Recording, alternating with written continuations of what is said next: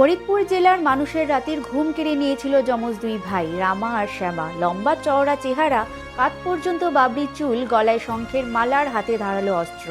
জলীয় স্থলে সমান দক্ষ এই ডাকাতদের ভয়ে কাঁপত স্বয়ং ইংরেজ পুলিশও। সময়টা সিপাহী বিদ্রোহের।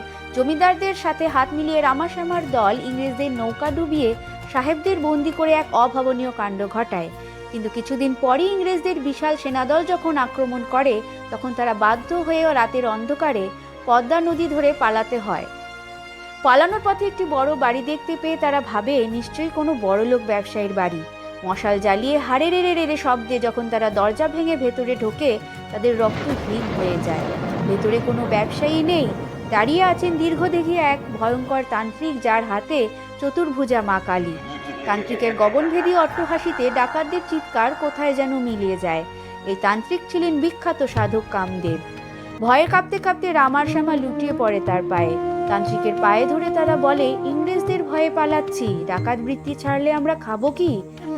কামদেব তাদের হাতে মায়ের মূর্তি তুলে দিয়ে বলেন, মায়ের উপর নির্ভর কর, মাই দেখবেন, মাই খাওয়াবেন। কিন্তু দিনের পর দিন যায়, রামা শ্যামা অনাহারে দিন কাটায়, মায়ের দেখা নেই। একদিন ক্ষোভে ফেটে পড়ে রামা। সে একটি মুগুর তুলে নেয় মায়ের মূর্তি ভাঙার জন্য, আর ঠিক তখনই পেছন থেকে স্বয়ং মা কালী রামার হাত ধরে ফেলেন। সেই দিন থেকেই বদলে যায় ফরিদপুরের ত্রাস। ডাকাত রামা হয়ে ওঠে পরম ভক্ত, আর তাদের প্রতিষ্ঠিত সেই মা আজও ফরিদপুরের কয়রা গ্রামে ডাকাত রামার ভদ্রকালী নামে পূজিতা হন। আপনি দেখছিলেন স্টোরি উইথ শুভশ্রী।